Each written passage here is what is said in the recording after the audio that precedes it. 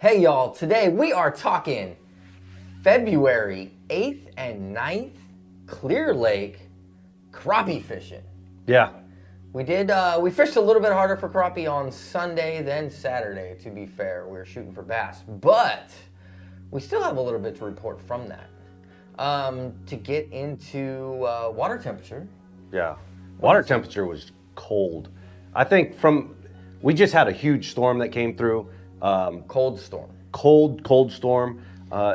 Saturday morning, the temperature was like in the low 30s when we went out there. The water prior to was reported it was in the 50s, but realistically, we were seeing like 47, 45. There was one area we got to that was 44, and you could definitely tell the water has been coming up. We had a lot of flow, a lot of dirty water in the system completely. Like on Saturday, Rattlesnake area was muddy, right? Like it had a ton of mud in it. And when you ran further north, you could definitely tell where that mud was coming from. Yeah, there's a mud band from Rodman down to the mouth of the Keys and out Redbud Arm. Yeah. So if you go outside of that band that's in there, the water clarity gets a lot better. Yeah, I was thinking that the wind was blowing possibly prior to and really blew some of that mud down in the Rattlesnake. Yep. So, for Saturday. On that, and then for Sunday, with that wind being gone, it let that water settle inside Rattlesnake. Yeah, and it was a little clearer. You had probably 2 foot of visibility, maybe. Yeah. Saturday's crappie catch was kind of a first for me. Yeah, it was definitely. I definitely, and when I say first, I was throwing a 6-inch mag draft in whiteback shad is what I was throwing. And a little under 2 pounds came up and smoked this thing like a bass would. They're super aggressive on Clear Lake when they want to be, and I was fishing some docks on the north end. Yeah. Is what we were fishing by then. We could see a bunch of crappie around those docks and tucked up underneath there, and they're just in schools underneath the ends of those docks. Obviously, I mean, you're probably familiar with it. It's not every dock that you go underneath, but there's definitely those special docks, those bigger docks. We always call them crappie docks. Yeah. But the big ones with the big shade lines and all that stuff, that's where most of the mass of the schools were. You could see schools outside off the docks too, like, but they weren't out off of them. They weren't big schools. They're like less than 10 fish in a group cruising around. Yeah. Yeah, and then every once in a while you run across a dock with 20 in it. Yeah. But for the most part, you just saw schools, little schools. That was Saturday, and we were playing around with a lot of shallow water stuff. Yeah. Sunday, we actually decided to actually try and find them. We went to the normal areas that's like behind Rattlesnake and stuff like that. We checked a lot of that area. We would see little solo groups of 10, but they were always turning and burning, like move, move, move. It was really hard to run across those or track those down.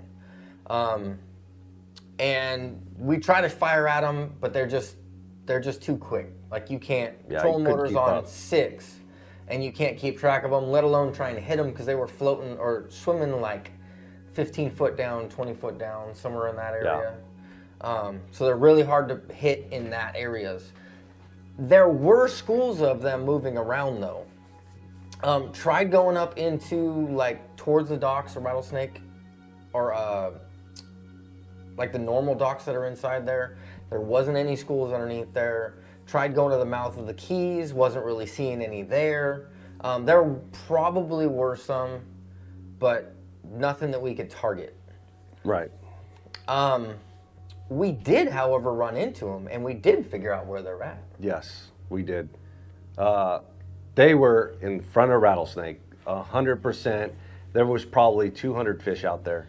In schools of schools. 200 They are still plus. moving, but you could keep on them. And there are some good ones. I think you got one that was just under 3 pounds. Yeah, 291 crappie, which I haven't completely kept track of all of them, but that's probably a PB for me. Yeah, that's a 291. It was a really nice fish. I know that the crappie record was just caught out of Clear Lake, and Really? that was a lot bigger. It was like 4 something, almost 5 or something like that. You guys would know better on that. But there are some giants out there, and that 291 that I caught out of that school, it was cookie cutter with the rest of the school for the most part. Yeah. So, and realistically, what we were doing is off of the deep side of Rattlesnake, there's schools that are just floating. And when I say floating, they're out in the abyss. You cannot hit shore if you wanted to with a cast. You're just out there floating around and targeting them with forward-facing sonar. Right. And there's basically little pods that are moving around, and every once in a while a couple of those pods link up, and then they make one giant pod, and there's a bunch of bait that's out there. Yeah, so we were throwing crappie closet poured baits on little ball heads, and we cycled through a bunch of colors trying to figure out which one was the best. Typically you're shaking up, but we found that if you just hold it still, that's when they're eating it. Yeah, it was that dead stick. So you actually kind of like cast out into the school, and then when it gets down into their level, just slow reeling it just fast enough that your bait stays inside the school, doesn't drop under them. Yeah. And no shake at all, and they just pick it up, and it just get heavy. They weren't like hard hitting it or anything. The first color I tried was this pink. I could get them to react to it, but they wouldn't commit on it. Yeah, you could see them come off the school. Yeah, you could see them follow it out of the school, or if you're floating above it, they'd come up and look at it, but wouldn't hit. What was the first color you went with? I went with this really light yellow chartreuse bait, just because of the watercolor. I was thinking maybe I needed something to be brighter for them to see. Yeah.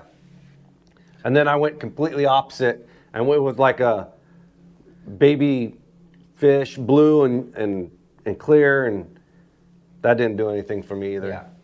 I wasn't doing very good with it. And then one of the ones I threw was kind of like a sexy shad.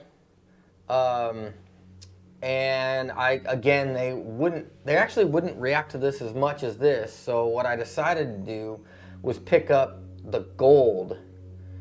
So this is like a whitish back with a gold belly on it, or gold flake clear belly on it. And this is where I started getting bit, was off of this color. Again, dead sticking it through there. Yeah, I was picking them up. This one is pink bottom with a yellow top, and it had pink flakes in the bottom, and that's the one that I was catching the fish on. Yeah, don't be afraid to cycle through colors, basically, right? Like, we got all these pretty colors here from Crappie Closet, and we basically just was going through this arsenal, picking through them as fast as we could. Yeah. And just watching their reaction. I hope this video helps you guys kind of get into that. Again, those major schools are out off of Rattlesnake. They're not quite tucked in yet. I would think after a week of sun or something, they're gonna start tucking in. Yeah. They're still out there. So I hope this helped for you guys. Was that it? You got anything else? Got a nice bass. Did catch a nice bass. You'll see that in the weighing in part of that on this. And if you stick around for the end, a nice little funny video at the end. Yeah. I hope that helps for you guys. If you have any questions, ask them down below. You can always hit me up on Instagram. And until next time, I hope you get them. Working on penguin.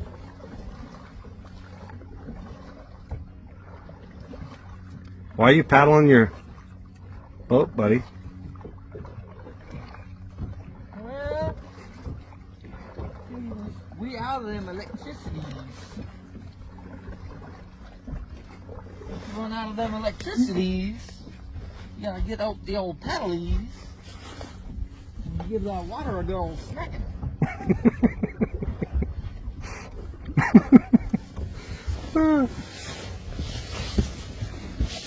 Could you bump it?